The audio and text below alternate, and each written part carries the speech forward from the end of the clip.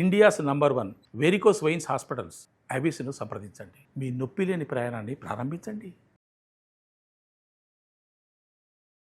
నమస్తే రమగారు. నమస్తే జయ. రమగారు, మనం ఆ మధ్య నవల్స్ చెప్పుకున్నామండి. ఒక నోవెల్ చెప్పుకుందామా? నా ఫేవరెట్ రైటర్స్లో ఒకరు చిట్టారెడ్డి సూర్యకుమార్ గారు. మీరు అందరికీ ఇదే చెప్తారు రమగారు, అందరూ మీ ఫేవరెటే. అందరు ఎందుకు అవుతారు జయ? ఆల్మోస్ట్ వందల మంది రైటర్లు ఉన్నారు, నేను 10లో పేర్లు చెప్తా.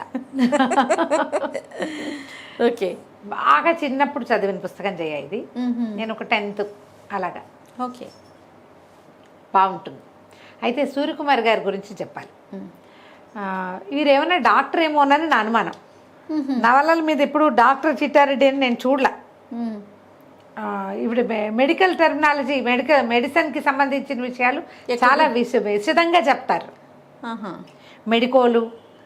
మెడికల్ కాలేజీలో జరిగే ర్యాగింగ్లు, అవన్నీ బాగా, నర్సులు వాళ్ళు వేసుకునే బట్టలు, వాళ్ళు చేసే పనులు, ఆపరేషన్ థియేటర్ సంగతులు, అవి భలే వివరంగా చెప్తారు. Okay. And more over Suryakumar గారి దగ్గర ఒక ప్రత్యేకమైన క్వాలిటీ మిగిలిన రైటర్స్లో తక్కువ ఉండేది, వీరిలో బాగా ఎక్కువ ఉండేది ఏంటంటే ప్రతి క్యారెక్టరు పరిచయం చేస్తూ వారికి ఒక చిన్న కథ చెప్తారు. క్యారెక్టర్కి వాళ్ళ జీవితానికి సంబంధించిన కొన్ని, వాళ్ళు ఎలాంటి వాళ్ళు అనేది వాళ్ళకి సంబంధించిన కథ వివరంగా ఇచ్చేస్తారు. హైలైట్ బాగుంటుంది. ఎంత బాగుంటాయో. ఓకే. చాలా విషయాలు, చాలా వ్యక్తుల గురించి. ఆ ఆపరేషన్ థియేటర్లో పనిచేసే ఒక క్యారెక్టర్, అతనిది ఒక చిన్న కథ బ్రీఫ్గా ఇచ్చేస్తారు. విశ్వనాథ్ సత్యనారాయణ గారిది కూడా ఇలాంటి ఒక తరహా ఉంటుంది. ఆయన దగ్గర కూడా క్యారెక్టర్ పరిచయం చేసేటప్పుడు వాళ్ళకి సంబంధించిన వివరం ఇవ్వడం చాలా బాగుంది అనిపించేది నాకు ఇష్టం. ఆయన విశ్వనాథ్ సత్యనారాయణ గారు ఆల్ టైమ్ ఫేవరెట్. అదే. సూర్యకుమార్ గారివి 3-4 నవెల్స్ చాలా బాగుంటాయి. అండ్ ఇంకోటి ఏంటంటే నాకు గుర్తుండి, నేను 10th క్లాస్లో ఉన్నప్పుడు లేదా ఇంటర్ ఫస్ట్ ఇయర్ సెకండ్ ఇయర్లో ఉన్నప్పుడు గణపతి సచ్చిదానంద స్వామీజీ గురించిన ఒక సీరియల్ రాశారు వీరు. సచ్చిదానంద స్వామీజీ ఇప్పుడు ఉన్నారు కదా మైసూర్. అవునండి. అయితే వారి కథ ఈవిడే రాశారు. భలే వివరంగా ఉండేది. ఇప్పుడు నేను కథ చెప్పు అంటే నేను చెప్పలేను, కానీ ఆ ఏజ్లో నన్ను ఎక్కువ అట్రాక్ట్ చేసింది జయ. ఓకే. ఆ పుస్తకం, ఆ సీరియల్ చదవటం వల్లే నాకు స్వామీజీ వారి గురించి తెలిసింది. తర్వాత ఈ మన శ్వేతార్క గణపతి తెలుసు కదా నాకు. జిల్లేడు చెట్టు మొదలు గణపతిగా రూపొందటం ఆ పుస్తకంలో చదివాను నేను. అప్పుడు అది సీరియల్గా వచ్చేది. ఆంధ్రభూమిలో వచ్చిందేమోనని అనుకుంటున్నా, బాగా ఖచ్చితంగా జ్ఞాపకం లేదు. ఓకే. వీరి వల్లే అది తెలుసుకున్నాను అనమాట. అందులో ఎన్ని రకాల క్యారెక్టర్సు, వాళ్ళ కథలు. ఇవాళ మనం ఏం చెప్దామంటే, ఇది నేను ఇందులో పెద్ద స్టోరీ ఉందని నేను అన్నాం. చాలా క్యారెక్టర్ల సమాహారంగా కనపడుతుంది. Brief story. ఓకే. కన్నెపిల్లలు, 2 అమ్మాయిల కథ ఇది. ఇవి ఉదాత్త చరిత్రలు కూడా బాగుంటుంది. నెక్స్ట్ టైం చెప్పుకుందాం తప్పకుండా. వీరితో నాకేమి పర్సనల్ టచ్ అవి ఏం లేవు, చాలా కాలం క్రితం చదివినవి కదా. నేను కొంతమంది రైటర్స్ తోటి అయితే మనం అవకాశం ఉంది, వీరితోటి నేను తెలుసుకోలేకపోయాను అట్లా. ఒకవేళ ఇది విన్నాక మన విధి విన్యాసాలు చెప్పినప్పుడు వాళ్ళ అమ్మాయి నాతో మాట్లాడారు, రైటర్ కౌశల్యాదేవి గారు, అంతే కదా, మాట్లాడారు. ఇప్పుడు కూడా అవకాశం ఉంటుంది. నండూరు రామ్మోహన్ రావు గారు అమ్మాయి కూడా టచ్లోకి వచ్చారు. వీరు కూడా అట్లా ఎవరైనా వస్తే ఇంకా సంతోషంగా ఉంటుంది. అది నాకు చాలా ఇష్టమైన రచయిత్రులలో చిట్టారెడ్డి సూర్యకుమార్ గారు ఒకరు. బాగుంటాయి కథలు. అయితే ఇది వందన, సరిత అని 2 అమ్మాయిలు, కన్నెపిల్లలు. వీళ్ళు ఏంటంటే స్కూల్ ఫ్రెండ్స్. మనకి ఇది ఎక్కడి నుంచి పరిచయం చేస్తారు కదా. వందనేమో స్టాఫ్ నర్స్గా పనిచేస్తుంది, సరితేమో స్కూల్ టీచరు. ఓకే. ఓ టీచరు వీళ్ళిద్దరు కలిసి ఒకే ఊళ్ళో కలిసి ఉంటారు. వీళ్ళు ఏంటంటే స్కూల్లో కలుసుకున్నారు, హై స్కూల్లో. వందన ఇంచుమించుగా అనాథ. వాళ్ళ అమ్మ వాళ్ళు ఉన్నారు, కానీ కొంచెం పెద్ద అయ్యాక అమ్మ చనిపోయింది. ఒక మేనబావ ఉన్నాడు, అతనేమో డిఫెన్స్లో ఎక్కడో పనిచేస్తున్నాడు. యుద్ధానికి మన సైనికుడిగా చేరాడనమాట. ఆర్మీలో ఉన్నాడు.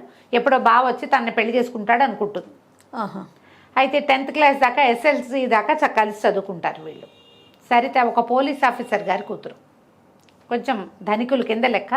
వందన పేదింటి అమ్మాయి, కానీ వీళ్ళిద్దరూ చాలా క్లోజ్ ఫ్రెండ్స్గా ఉంటారు. ఓకే. స్కూల్లో కలుసుకుంటారు. ఆ స్కూల్లో విషయాలు చెప్పేటప్పుడు కూడా క్రిస్టియన్స్ మిషనరీ స్కూలు, దానికి హాస్టల్ ఉండటం, హాస్టల్లో ఏమిటో నీకు ఆ వందన నీ తేనెకళ్ళు ఇంకా తేలిపోతున్నాయంటే మీ అన్నంలో పురుగులు వస్తున్నాయని చెప్తుంది అనమాట. అన్నంలో పురుగులు వస్తున్నాయి, కళ్ళకి మంచిది, ఒంటికి బలం అని చెప్పారు అంటుంది. ఈ అమ్మాయి కూడా, చిన్నమ్మాయి సరిత కూడా హాస్టల్లో చేరి వాళ్ళ మీద బోల్డ్ అన్ని కంప్లైంట్లు ఇచ్చి అలా చేస్తుంది అనమాట. సరిత చిచ్చుబుడ్డి, ఇంట్లో ఏమో చిచ్చు అనే పిలుస్తారు అమ్మాయిని. ఈ వందన పాపం అమాయకంగా మెత్తగా ఉంటుంది, మృదువుగా ఉంటుంది మనిషి. ఈ ఇద్దరు 10th క్లాస్ అప్పుడు 8th 9th క్లాసుల్లో వచ్చి చేరుతుంది వెళ్ళి స్కూల్లో. ఆయనకి ట్రాన్స్ఫర్లు అవుతున్నాయని తండ్రికి ఈ స్కూల్లో వేస్తారు. మొదట ఏదో వచ్చేది ఇంటి నుంచి, తర్వాత హాస్టల్లో చేరిపోతుంది. 10th క్లాస్ ఈ అమ్మాయి ఫెయిల్ అవుతుంది, ఆ అమ్మాయి పాస్ అవుతుంది. ఓహో, 10th ఫెయిల్ వందన. ఫెయిల్ అయితే ఏం చేస్తుంది, నర్సింగ్ ట్రైనింగ్లో చేరిందనమాట. అప్పుడు SLC కాలం ఇది. అదే మన 10th క్లాసు కంటే ముందే. SLC అంటే ఇంటర్ వరకు కదా నమ్మగారు, +1 +2 కలిపితే కదా SLC. అది నాకు తెలీదు, నేను అట్లా విన్నా. అలాగా అయి ఉంటుంది బహుశా. ఓల్డ్ SLC అంటే మన ఇంటర్మీడియట్ తో సమానంగా ఈక్వల్ అని. 12th క్లాస్ ఏమో మరి అనుకుంటున్నాను రమ్మగారు, అయి ఉండొచ్చు. ఈ అమ్మాయి ఏమో ఒక అమ్మాయి వందనేమో నర్స్ ట్రైనింగ్కి వెళ్తుంది, సరితేమో కాలేజీలో చేరుతుంది. ఓకే. తర్వాత స్కూల్ టీచర్గా వస్తుంది అనమాట. కొంతకాలం ఈ అమ్మాయి ఒకళ్ళకొకళ్ళు ఉత్తరాలు రాసుకోవటము, ఎప్పుడు కలిసే ఉంటారు, మాట్లాడుకుంటూ ఉంటారు. అప్పటికి ఫోన్లు కొంచెం తక్కువ కదా, ఈ ఫోన్లు పబ్లిక్ ఫోన్లు అవి లేవు. ఏదో ఒక ఆఫీసుల్లో, కాలేజీల్లో, హాస్పిటల్స్లో ప్రత్యేకంగా ఇంత దెబ్బ ఫోన్లు ఉండేవి. ఈ వ్యవహారం కాదుగా ఉత్తరాలు రాసుకోవటం అనమాట. వీళ్ళు ఒక బిల్డింగ్లో అద్దెకుంటారు. ఆ బిల్డింగ్లో ఉన్న ప్రతి క్యారెక్టర్ని పరిచయం చేస్తారు. వీళ్ళిద్దరు అమ్మాయిలు 20 ఏళ్ల వాళ్ళు, అందంగా ఉంటారు, చక్కగా ఎప్పుడు నవ్వుకుంటూ ఉంటారు. చుట్టుపక్కల వాళ్ళందరూ ఎలా ప్రవర్తిస్తారు వీళ్ళతోటి అవి చూపిస్తారు. ఈ కథ నేను చెప్పే కథ, ఇందులో పెద్ద స్టోరీ రాదు. ఈ పుస్తకం దొరికితే చదవండి, డెఫినెట్లీ యూ విల్ ఎంజాయ్. అసలు ఆ క్యారెక్టర్స్ పరిచయం చేయటము, క్యారెక్టర్ కథ చెప్పటము అమోఘంగా ఉంటుంది, బాగుంటుంది, చాలా బాగుంటుంది. ఆ బిల్డింగ్లో ఎవరో ప్రతి వాళ్ళు అప్పులకి రావటం, పంచదార ఉందా, అది ఉందా, ఇది ఉందా అని. మేము అదేదో వచ్చి కూర చేస్తాం, మీకు పంపిస్తాం, మీరు మాకు ఇది ఇవ్వండి అని. ఉగ్గు గిన్నెతో ప్రాన్స్ కర్రీ తెచ్చిందిట పనిపిల్ల. అది ఉందా, అది నీళ్ళు అయిపోవటము, మోటార్లు వేయటము. ఈ సరితకి ఏంటంటే అందరికీ పేర్లు పెడుతుంది అనమాట. ఆ బిల్డింగ్ రాసమణి గారని ఒక ఆవిడది.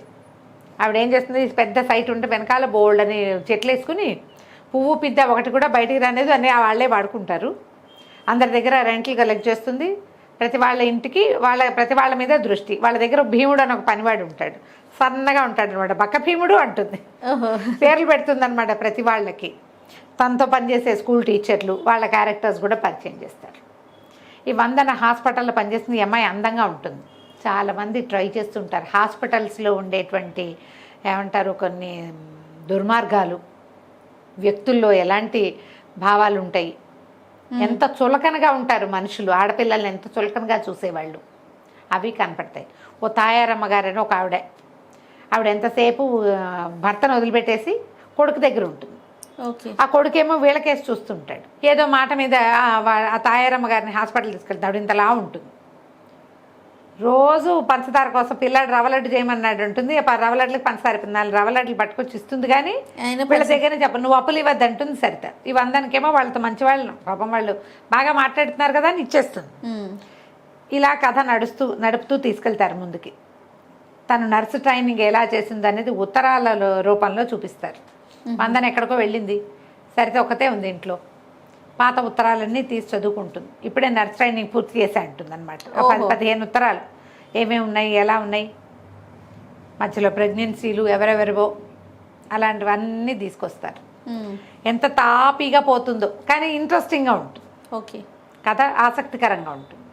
సరే, ఇద్దరు కలిసి సినిమాలకు వెళ్ళటం. అప్పట్లో సినిమాకి వెళ్ళటం ఒక ప్రత్యేకమైన ఇది, సరదా. మేము కూడా అలాగే వెళ్ళేవాళ్ళది. ఆదివారం వస్తే సినిమాకి వెళ్ళాలి. ఇంకేం టీవీలు లేవు కదా, ఇంకా అదే ఎంటర్టైన్మెంట్. టీవీలు లేవు, ఫోన్లు లేవు, ఏం చింతపిక్కలు ఆడుకునేవాళ్ళం ఎండాకాలం. అప్పుడప్పుడు వారానికి 10 రోజులకు ఒక సినిమాకి వెళ్తూ ఉంటాం. చూసిన సినిమా మళ్ళీ చూస్తుండేవాళ్ళం. వీళ్ళిద్దరు గట్టిగా మాట్లాడడం. సరిత పెద్ద గొంతు. ఓకే. వందన కొంచెం ముద్దుగా మాట్లాడుతుంది, చిన్నగా మాట్లాడుతుంది. ఈ తాయారమ్మ గారు కొడుకునితో పాటు ఉంటుంది. భర్త ఏమో ఊళ్ళో ఉంటాడు. వాళ్ళు వచ్చి ఈ విషయం చెప్పేశారు కదా. అబ్బాయి ఏం చెప్తాడంటే, నా పెళ్ళయిందండి, మా అమ్మ పెళ్ళిలో గొడవ అయ్యి మా ఆవిడని తీసుకురానివ్వలేదు, నెల సంపాదన 20 రోజులకే అవగొట్టేస్తుంది, అంత అప్పులు, మా నాన్న ఒక్కడే ఉంటున్నాడు, పెళ్ళకి వెళ్ళవమ్మా అంటే వెళ్ళదని చెప్పేసరికల్లా అవన్నీ చూస్తే వీళ్ళకి ఏం గుర్తొస్తుంది, ఈ సరిత వాళ్ళ ఊరి పద్మజ అని ఒక పిల్లకి పెళ్ళి అవుతుంది వాళ్ళ ఊళ్ళో. ఆ పద్మజ మొగుడేమోనని డౌట్ వస్తుంది. ఓకే. ఏం చేస్తారు, ఆ పద్మజని పిలిపించి ఇంకో గదిలో దింపుతారు. వీళ్ళిద్దరు మొగుడు పెళ్ళం ఎదురుపడేసరికల్లా వాళ్ళిద్దరు కలిసి ఉంటే చుట్టుపక్కల వాళ్ళంతా చెప్పుకుంటారు. ఈ తాయారమ్మని లేకుండా ఏం చేస్తారు, హాస్పిటల్లో పెడతారు ఓ వారం రోజుల పాటు. ఆవిడ లేని టైంలో ఈ పద్మజని ఇక్కడ దింపుతారు. ఇట్లాంటివి కొన్ని సరదా సంఘటనలు జరుగుతూ ఉంటాయి. హాస్పిటల్లో సూపర్నెంట్గా ఒక డాక్టర్ ఉంటారు. ఆయన చాలా పొడుగట్టివాడు. ఇది వందన సన్నగా చిన్నగా పొట్టిగా చిన్నపిల్లలాగా ఉంటుంది. 20 ఏళ్ళు, అంతకంటే ఏం వయసు ఉంటుంది. ఇంటర్మీడియట్ అయ్యాక 2-3 ఏళ్ళు నర్సింగ్ చేసిన వాళ్ళకి అంతే 20-21 ఉంటాయి. ఈ అమ్మాయికి ఆ డాక్టర్ మీద ఆసక్తిగా ఉంటుంది. బాగా వస్తాడని వెయిట్ చేస్తూ ఉంటుంది ఒకటి. రెండోది, ఈ హాస్పిటల్లో వెంకట్ అని ఒక డాక్టర్ ఉంటాడు. అతనికి ఎంతసేపు ఈ అమ్మాయి మీద దృష్టి, ఈ పిల్ల వెనకాల తిరుగుతూ ఉంటాడు.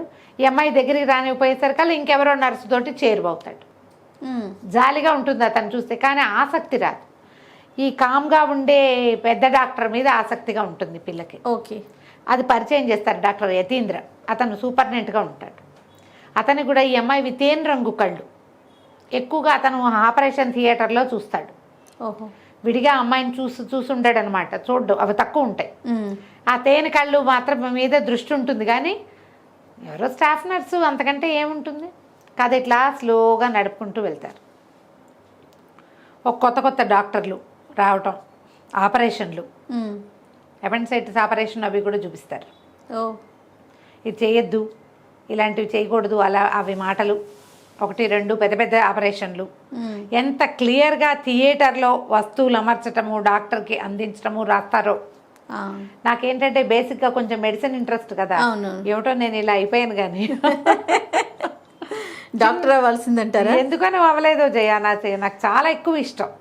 అన్ని ప్రొఫెషన్లోకి వెళ్ళా డాక్టర్ ఇష్టం రమ్మగారు మీకు? ఇష్టం.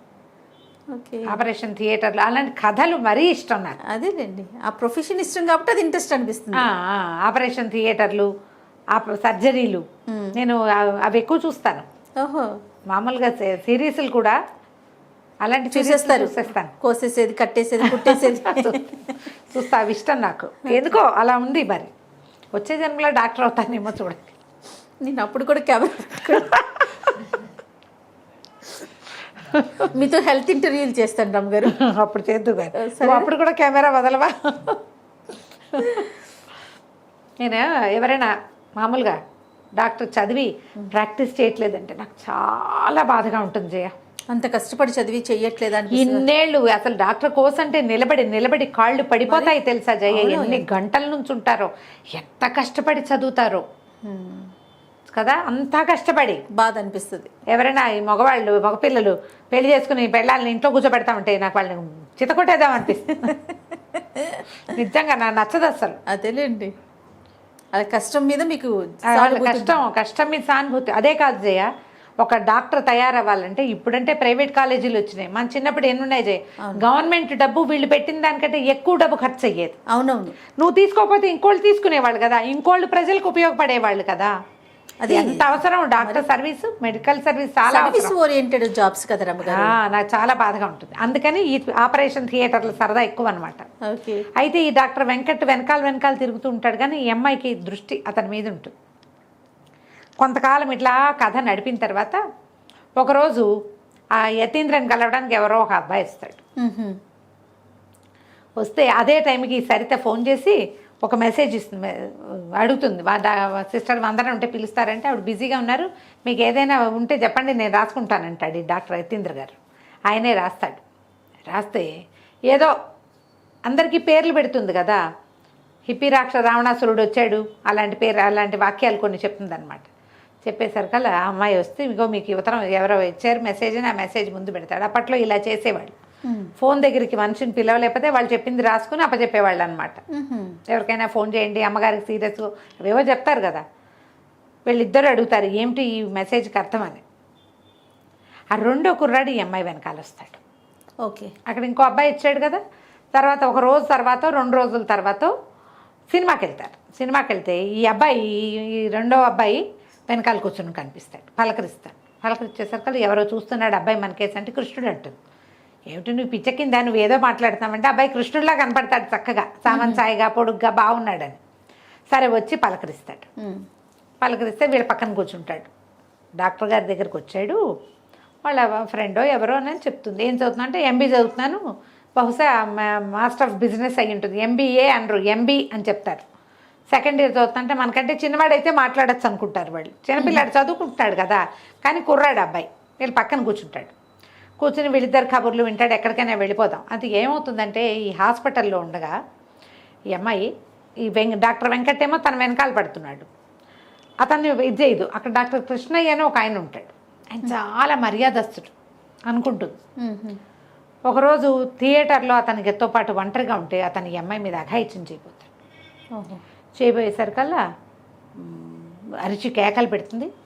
ఇతను యతీంద్ర వచ్చేస్తాడు, ఆయన వస్తాడు సూపరింటెండెంట్ వచ్చి డాక్టర్ని కేకలేసి పంపిస్తాడు. ఏంటి నీ మీద ఇలాంటి కంప్లైంట్స్ వస్తున్నాయంటే ఈ పిల్ల పోట్లాడే గట్టిగా అరిచేస్తుంది అనమాట. చేసిన వాడిని వదిలేసి నన్ను విక్టిమ్ని నన్ను అడుగుతారేంటి? ఇక్కడ శీలంగా మర్యాదగా ఉండాలని అనుకునే వాళ్ళకి దారి లేదు. ఇలా ఎవడో ఒకడు వచ్చి మీద పడతాడు, మీరేమో మమ్మల్ని సంజాయిషి అడుగుతారు. అతని మీద ఇష్టం వచ్చేస్తుంది. అంతకుముందు అంతా ఎంతసేపు రూమ్ తుడిచిపెట్టి అతను వచ్చేసరికల్లా రూమ్ క్లీన్గా ఉంచి ఆపరేషన్ థియేటర్లో అతని పక్కనే నుంచుని అంటే ఒక ఇది ఉందన్నమాట, ఇన్ఫాక్చుయేషన్, ఒక ఆకర్షణ ఉంటుంది అతని మీద. అతను రివర్స్లో అడిగేసరికల్లా భరించలేకపోతుంది. ఎక్కడికైనా వెళ్దాము 4 రోజులు, నాకు విసుగ్గా ఉంది, నాకు కష్టంగా ఉంది అంటుంది. ఈ అబ్బాయి ఏమంటాడంటే నేను హైదరాబాద్ వెళ్తున్నాను, మీరు వస్తారా అంటాడు. సరే ఆలోచించుకుని సరే వెళ్దాం, చిన్నపిల్లాడు కదా, చిన్న కుర్రాడు చదువుకుంటున్నాడని వెళ్దాం అనుకుంటారు. సరే తీసుకెళ్తాడు హైదరాబాద్కి కారులో. ఓహో వెళ్తారు, ఏదైనా ఎంజాయ్ చేయాలనుకుంటారు. అయితే నేను ఎప్పుడైనా క్యావరేలు అవి ఇవి వెంటనే కానీ ఎప్పుడూ చూడలేదంటుంది. అనేసరికి ఒక బార్కి తీసుకుపోతాడు వీళ్ళని, డ్రింక్స్ ఏవో తెప్పిస్తాడు. ఇవి తాగండి అంటే ఈ 100 ఒక నోట్లో పెట్టిన, బాబోయ్ నా వల్ల కాదు, నేను తాగలేను అంటుంది. సరితకు మాత్రం ఏం లేదు, అవేంటో ట్రై చేయాలంటుంది, పిల్ల అల్లరిది కదా, తాగేసి కక్కిస్తుంది మొత్తం. సరే మోసుకెళ్తారు, ఎవరో బయటికి తీసుకెళ్తారు, ఎవరు తీసుకెళ్లారో తెలియదు. ఈ అమ్మాయినేమో యతీంద్ర వస్తాడు అక్కడికి వచ్చి 100 అని చెప్పి, ఇంకా ఏం మిగిలింది, ఇంకేం చేయాలి, చేసింది చాలదా, ఇక్కడికి వచ్చి కూర్చున్నావు అని బలవంతంగా తీసుకొస్తాడు. బయటికి తీసుకొస్తే ఈ అమ్మాయి ఆడుంది, మీకేం సంబంధం లేదు, మీరెవరు నన్ను అడగడానికి, మీరు అక్కడే సూపరింటెండెంట్, మీరు ఇక్కడ ఏం కాదు, నన్ను వదిలేసేయండి అంటూ. ఎందుకు కాదు, ఈ కాగితానికి సమాధానం చెప్పంటాడు. అంతకుముందు ఏం చేస్తుంది, ఆ రూమ్లో కూర్చున్నప్పుడల్లా చక్కగా రాసుకుంటుంది అనమాట, మంచిగా అందంగా చెక్కుతుంది అక్షరాలు, యతీన్ మై లవర్, ఇగో ఈ కాగితం అక్కడ ఉంది, దీనికి సమాధానం చెప్పు, అప్పుడు నేను చెప్తాను అని కొంచెం గట్టిగా, ఇట్లా ఎందుకు వచ్చావు నువ్వు అని కేకలేసరికల్లా నువ్వు ఇలా అడిగేసరికి నేను ఓర్చుకోలేకపోయానట్టు. నేనేం చేయను, నాకు ముందు నుంచి నువ్వంటే ఇష్టం. ఓసారి వెంకట్తో కనపడతావు, వెంకట్ ఇంకో అమ్మాయితో కనపడతాడు కాబట్టి నేనేం అనలేను, ఒక భరించలేను నేను నువ్వెవరితోటైనా. డాక్టర్ ఒక ఆయన వస్తాడు మధ్యలో, ఒక క్రిస్టియన్ డాక్టర్ ఒక ఆయన కూడా ఏంజల్ అని ఈ పిల్ల వెనకాల తిరుగుతాడు. ఓకే, వాళ్ళని చూస్తే నాకు అసూయగా ఉంది, నువ్వు వేరే వాళ్ళ దగ్గర ఉంటే నేను భరించలేను. ఆ డాక్టర్ కృష్ణయ్య చేతుల్లో చూసి కూడా నీ తప్పేం లేదని నాకు తెలిసినా కూడా ఒక భరించలేని తనంతో అలా మాట్లాడాను అని చెప్పి నన్ను పెళ్లి చేసుకోమని అడుగుతాడు. సరే కాస్త నేను నిద్రమొహం పడేసరికి తీసుకెళ్ళి గదిలో దింపుతాడు. వీళ్ళు ఒక రూమ్ తీసుకుని ఉంటారు. అవి వెళ్ళిపోతూ ఆ సరిత పడుకుని ఉంటే ఆ కళ్ళ మీద ఇలా అంటాడు. ఎవరో తను నా కళ్ళు ముట్టుకున్నారనుకుంటుంది, అమ్మాయికి తెలియదు. తెల్లవారి నిద్ర లేచి చూసేసరికల్లా ఏముంది, సరిత వాళ్ళ నాన్నగారు వచ్చి కూర్చుని ఉంటారు అక్కడ. కాంతపోతారు, ఏం చేయాలో తెలియదు. వీళ్ళు వచ్చి హోటల్ రూమ్లో దిగితే ఇతర ఆడపిల్లలు, ఆ కాలం అది కాదు 70s కదా మరి, అక్కడి నుంచి మొహాలు కడుక్కురండి, తయారవ్వండి, ఇంటికి వెళ్ళిపోతామంటారు అని చెప్పి తీసుకెళ్తారు. ఆ డాక్టర్ ఈ లోపల ఆయన వస్తాడు యతీంద్ర, మేము మా పిల్లల్ని ఇంటికి తీసుకెళ్ళి మాట్లాడుకుంటాను లేండి డాక్టర్ గారు అని చెప్పేస్తాడు ఆయన. పిల్లలు ఇద్దరిని, ఆడపిల్లలు ఇద్దరిని తీసుకుపోయి ఇంటి దగ్గర దింపుతాడు. తల్లి సంతోషిస్తుంది. సరే ఏం చేశారు ఇవన్నీ కనుక్కుని సరితే వాళ్ళ నాన్నగారు అంటారు, ఇంతంత వయసులో వచ్చేసినాయి, పెళ్ళిళ్ళు చేసేయాలి పిల్లలకి, 100 పెళ్ళి మన చేతిలో లేదు, సరితకి పెళ్లి సంబంధం కుదురు చేసాం, అయిపోయింది ధామ్ అంటారు. అయ్యో, ఈ హాయిగా ఉన్నారు 1 సంవత్సరం 2 ఏళ్ళుగా వీళ్ళు కులాసాగా తిరుగుతూ ఎంజాయ్ చేస్తున్నారు. పెళ్ళి అంటే ఎవరో పేరు తెలియని వాడి దగ్గరికి వెళ్ళిపోవాలి, ఇంకో మొహం తెలియని వాడి దగ్గరికి. ఈ అమ్మాయి బావ వచ్చి పెళ్లి చేసుకుంటాడన్న ఉద్దేశంతోనే ఉంటుంది, కానీ అతను రాలేదు. వీళ్ళు స్కూల్లో ఉన్నప్పుడు వచ్చాడు, మళ్ళీ ఉత్తరాలు తప్పిస్తే మరొకట్లేదు. ఒకవేళ బావకి ఏం చెప్తావు నువ్వు అని అడుగుతుంది. ఒకవేళ అతను వస్తే ఏం చెప్తావంటే అతనికి ఏమి నా మీద ఇంట్రెస్ట్ లేదేమో, ఎందుకంటే హాస్పిటల్ అడ్రస్కి ఒక ఉత్తరం కూడా రాయడు, పోస్ట్ బాక్స్కి రాస్తాడు, నర్సుకు ఉత్తరాలు రాస్తున్నాడని చుట్టుపక్కల వాళ్ళు అనుకుంటారేమోనని నన్ను అవాయిడ్ చేస్తున్నాడు బావా అని చెప్తుంది. ఓకే. చెప్తే ఏం చేస్తాడో చూద్దాం వచ్చాక. బావ అంటే అభిమానమే, నాకు రక్త సంబంధం ఎవరు లేరు, బావ తప్ప, అందరు పోయారు, కుటుంబం లేదు, చూద్దాం అనుకుంటారు. తీరా ఏమవుతుంది, సాయంకాలం పెళ్లి వాళ్ళు వస్తారని చెప్పి చూస్తుంటే కారులో ఇంచి ఆ మహేంద్ర దిగుతాడు. ఎవరు, ఈ అబ్బాయి వీళ్ళని తీసుకొచ్చాడు కదా, మహి అని పిలుస్తుంటారు వాడిని, మహేంద్ర అబ్బాయి పేరు. దిగేసరికి చిన్నోడు అనుకుంటున్నారు. వచ్చేసరికి ఇగో ఎవరో పెళ్ళికొడు కాదు మన ఫ్రెండే వచ్చాడని పరిగెత్తుకుంటూ వెళ్తే హాయ్ మహి అనుకుంటూ వెళ్ళేసరికి లోపల నుంచి ఇంకొక ఆవిడ దిగుతుంది. ఒక ఆవిడ వస్తుంది ఆ కుర్రాడితో పాటు. ఓకే. వీళ్ళిద్దరు పెళ్లి చూపులకు వచ్చారు. ఇదేమి నువ్వు ఇంజనీర్వా, నువ్వు ఏదో చదువుకుంటానని చెప్పావు కదా అంటారు. వాడు ఆల్రెడీ ఇంజనీరింగ్ చదివి 2 ఏళ్ళు ఉద్యోగం చేసి ఇప్పుడు MBAలో చేరాడు. ఆవిడ ఈ సరిత వాళ్ళ అమ్మగారికి ఫ్రెండ్, చిన్నప్పటి ఫ్రెండ్స్. సరే సంబంధం కుదిరిపోయింది. ఇప్పుడు ఈ మహేంద్ర సరిత కాబోయే మొగుడు, పెళ్లికి సంబంధం కుదిర్చేశారు. వాడు తెలుసుకునే వీళ్ళ వెనకాల పడ్డాడు అనమాట. అదే. సరే ఈ సంబంధం ఓకే చేసేసారు, ఇంకా కొంచెం టైం పడుతుంది. మళ్ళీ ఇద్దరు సొంత ఊరు చేరతారు. ఈ ఊరు ఉద్యోగాలకి, అమ్మాయి స్కూల్కి, ఈ అమ్మాయి హాస్పిటల్కి. అక్కడి నుంచి హాస్పిటల్కి వెళ్ళేసరికల్లా ఆ హాస్పిటల్లో స్టాఫ్ అందరూ చెప్తారు డాక్టర్ కృష్ణ మీద ఇది తీసుకున్నారు, యాక్షన్ తీసుకున్నారు, పోలీస్ రిపోర్ట్ ఇవ్వమన్నారు మిగిలిన వాళ్ళు. రిపోర్ట్ ఇస్తే అమ్మాయి కోర్టుకు రావాలి కాబట్టి అలా వద్దని పనిష్మెంట్ కింద ఏదో వేరే ఊరు వేసేసారు, కృష్ణయ్యని చేసేసారు అని చెప్తారు. అక్కడికి వెళ్తుంది. మళ్ళీ యతీంద్రని కలవడానికి వెళ్తే అతనేమంటాడంటే సింపుల్గా పెళ్లి చేసుకుందాం, పెద్దవాడిని అయిపోయి ఇట్లా పీటల మీద పెళ్ళిళ్ళు అవి వద్దు, రిజిస్టర్ మ్యారేజ్ చేసుకుందామంటే అమ్మాయికి ఎవరున్నారు ముందు వెనక, హాస్పిటల్ వాళ్ళందరికీ పార్టీ ఇద్దాం అనుకుంటారు. సరే పెళ్లి సంగతి మాట్లాడుకుని వచ్చే వారం 2-3 రోజుల్లో మా అక్కయ్య బావ నన్ను పెంచారు, అమ్మా నాన్న లేరు నాకు, మా అక్క బావ వస్తారు, ఆయన ఫారిన్లో ఉన్నారు బావగారు, రేపు ఎల్లుండి వస్తున్నారు, ఎల్లుండి మనం వాళ్ళని కలిసి రిజిస్టర్ మ్యారేజ్ చేసేసుకుందామని చెప్తారు. ఈ ఇంటికి వెళ్తుంది. ఇంటికి వెళ్ళేసరికల్లా వీళ్ళిద్దరు పక్కపక్క నవ్వేసుకుంటూ ఉంటారనమాట. ఏమిటి నా అడ్రస్ మారిపోతుంది, కొద్ది రోజుల్లో సూపరింటెండెంట్ గారి ఇంటికి చేరుతుంది, నర్సులతో ప్రణయం సాగించారని చెప్పుకుంటారు, నేను పక్కపక్క నవ్వుకుంటూ ఉంటారు. వచ్చి ఒక మనిషి గుమ్మంలో నుంచుంటాడు. తీరా చూస్తే ఈ వందన వాళ్ళ బావ. నిర్ఘాంతపోతారు, ఏమిటి పెళ్ళి కుదుర్చుకున్నాక ఇప్పుడు ఇతను వస్తే ఏం చెప్పాలి, కాసేపు మాట్లాడాలంటే సరే ఎక్కడ మాట్లాడాలి, ఈ ఇల్లంతా ఇరుక ఉంది, మేడ మీదకి వెళ్దామని మేడ మీద చాపేసుకుని కూర్చుంటారు. సరితా నువ్వు కూడా రా అని తీసుకుపోతాడు. ఇప్పుడు నేను సైన్యంలో ఉన్నా కదా, నాకు ఏదైనా అయ్యిందంటే నువ్వేం చేస్తావు అంటాడు. నువ్వు బతుకుంటావా వందన అని అడుగుతాడు. వందన అంటుంది, బాబా నువ్వు చాలా క్లోజు, రక్త సంబంధం, నువ్వంటే ఎంతో అపేక్ష, అయ్యో నా ఆత్మబంధువు పోయాడని బాధపడతాను కానీ నీకోసం నేను చనిపోలేను బాబా అంటే అప్పుడు చెప్తాడు అతను, నేను ఆల్రెడీ పెళ్లి చేసేసుకున్నాను. ఓహో. అది నీకు ఎట్లా చెప్పాలి, నా మీద ఆశ పెట్టుకుని ఉంటావు, చిన్నపిల్లవి, నేను నీకు ఎట్లా చెప్పాలా అని బాధపడుతున్నాను. నువ్వు నా కోసం ప్రాణం పెట్టకపోతే నాకే భయము లేదు. ఇప్పుడు నా మీద నేను పెళ్లి చేసుకున్నానంటే ఈ పిల్ల ప్రాణత్యాగం చేస్తానంటే ఆ కాలం అది అప్పటి కాలం అది, ప్రాణత్యాగాల కాలం, సూసైడ్ చేసేసుకోవటం.